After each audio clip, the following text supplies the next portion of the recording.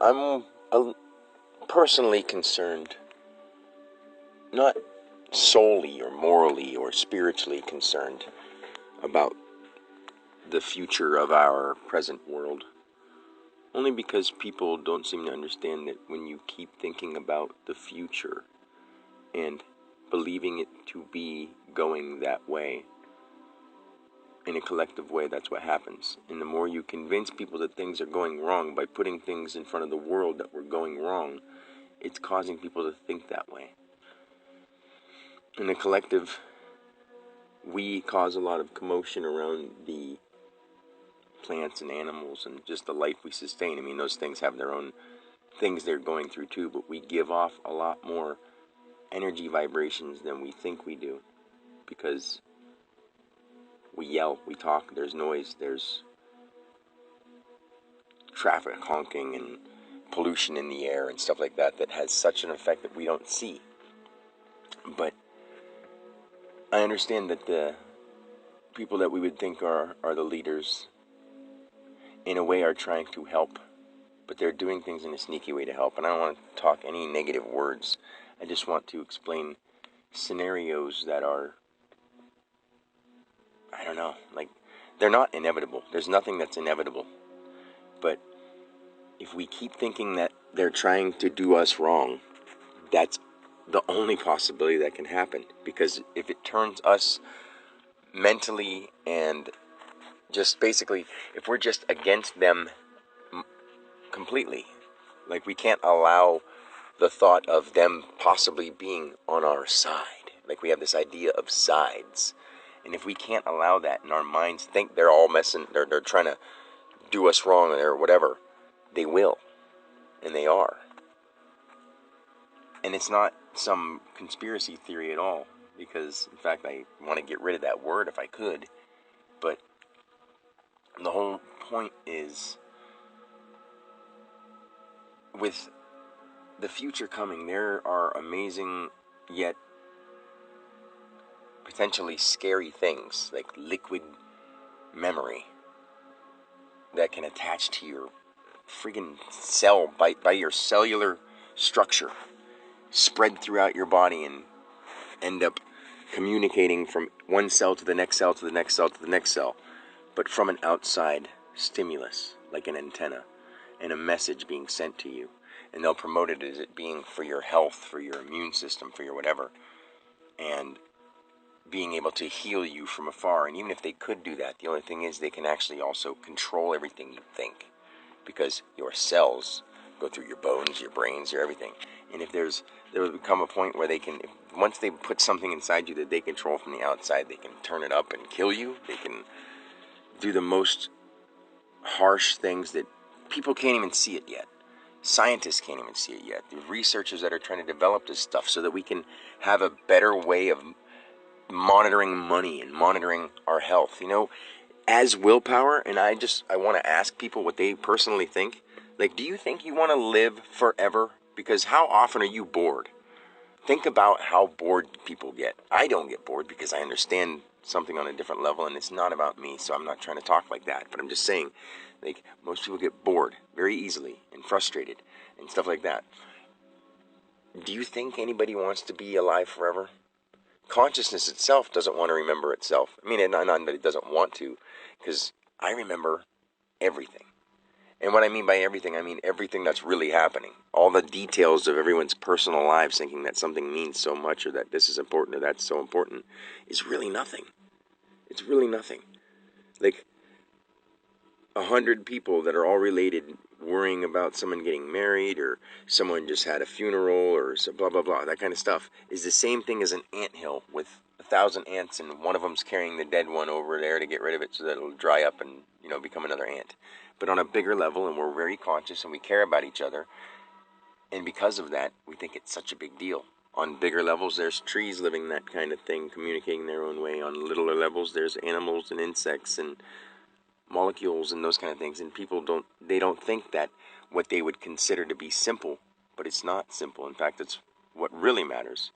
Because the biggest obstacle we're going to have is people need to try to simplify the way they live because by thinking that computers and devices and technology is going to be a way to help us, it's going to be a way to remove our own willpower. We're not going to understand. Like, we're going to think we understand, but we'll compute. Okay? Let ourselves be organisms and let outside be computers. It's not inevitable that computers and man must merge. Like, that's the thing. We've done that before. So it's not inevitable that it has to happen again. It's already done it. Right now, computers and man are merging by them interacting with us and by us holding them in our hands and using them. That's enough. We don't need to put them in our body. I know that we are not our body, but at the same time, you can't control yourself from inside individual point if somebody outside has something within you that they control. They turn you into a remote control person, basically. And we can't have that. I mean, we can, but I see the end coming where the reason we blow up the world is because nobody is left that has any idea who we really are. They forget that we're people. The word people or the human beings and all that kind of stuff that we aren't really, those are just words, but what we consider those things will actually just become ideas that we don't even know what they mean anymore, because we'll know the definition of them out of a dictionary, because it'll be computed in our database inside our body. Like the weirdest kind of things. And I've been that before. And I can almost get lost in it and not be able to think myself back. But the thing is, since there's no time, and this is where I physically am at this point in our time space, and my mind thinks that more than anything else because it was in my body for a long time. So it's not hard for you to come back to your body.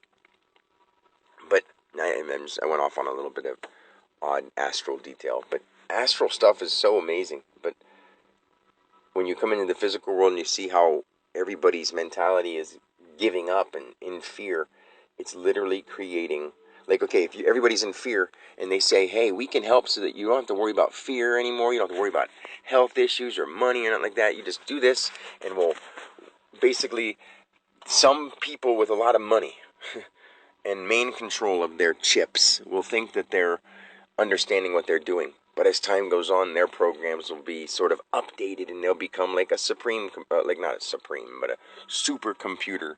Or basically like the ideas that we have that person is more valuable or has more status than you or more popular than you. That'll happen in a weird mechanical way.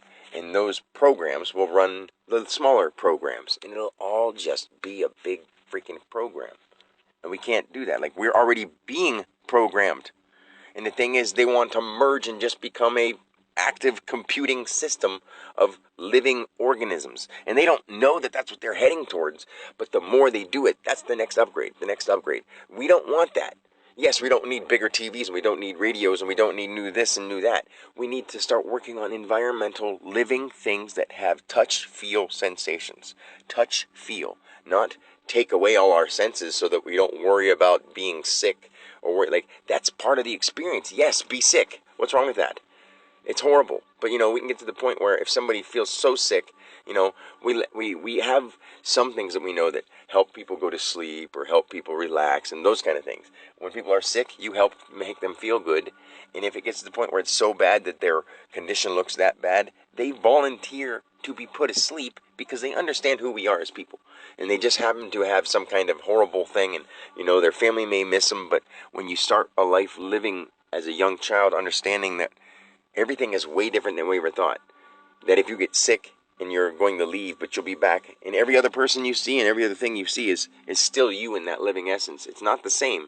And yeah, I know that you're going to miss people the way they are and the way they look, but no one's ever really gone. The spirit is there. If you think about somebody in your life that has died 10 years ago or 20 years ago, and you can really see them and feel them and remember them, they're there. It's just that the mass of physical space that was filled up by them isn't there.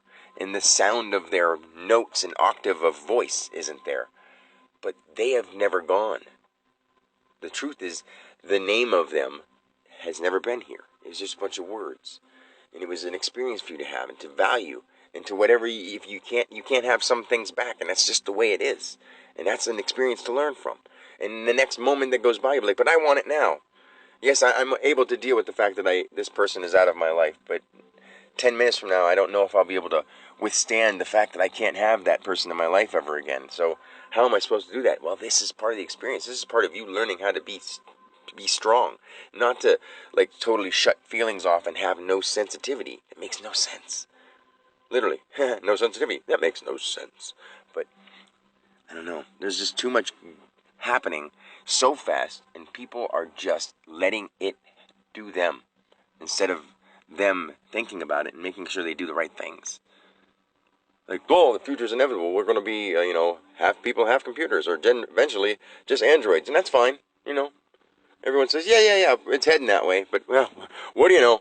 I always thought that blah, blah, blah, blah, blah. People are going to become computers. Yeah, chuckle, chuckle. Next thing you know, people are becoming robots. No more chuckle, chuckle. More like, and then we won't even have a sense of humor because we won't have any emotions to feel any kind of anything. It's just, come on. People have to understand that this could become a reality. But the easiest thing is it doesn't have to, because we have to make sense to people and say, hey, please stop interfering with our bodies with technology inside the body. Like a scope going down and looking, that's fine. This or that, like things we've already done, that's okay. I mean, because at least with somebody's permission. Don't do things ever without somebody's permission. But who am I but the man who speaks to God, truly? And I think that should matter more than some people who want to follow the rules and just about absurd ideas left behind by forefathers who aren't nearly as intelligent as we are now. And then their minds are going in this way too slow for how vast our potential is. And if you put it into a machine can do it without having to feel anything. And it doesn't have any reason to slow down and think about people. And the more we're becoming more of a machine, we're starting to speed up and think less about people. I can't say all of us, but the people that are supposed to be helping lead us and show the way or make it more simple of a life or make it easier. I mean, I think that if you were in charge of people, your main goal would be to make it easier for people, not to make it harder. But now they're thinking, instead of doing any of that kind of stuff, worrying about making it easier or harder, they're just going to run it for you and tell you what to do, and that's it. Whether you think it's hard or easy, whatever. They're just going to run it for you. And I love people. Everything that's in this existence I love. But when they start telling you what to do, when it's your life, their life is theirs, and it's just as fair for you to have your say-so as it is for them to have their say-so. So in no way should anybody be able to tell anybody else what to do. At all. And if people disagree, it's just because they were brought up thinking the wrong thing. They were brought up thinking that, no, I'm not supposed to make my own decisions. Somebody else has got to tell me. And if you think that, then I don't know what's going on in your head.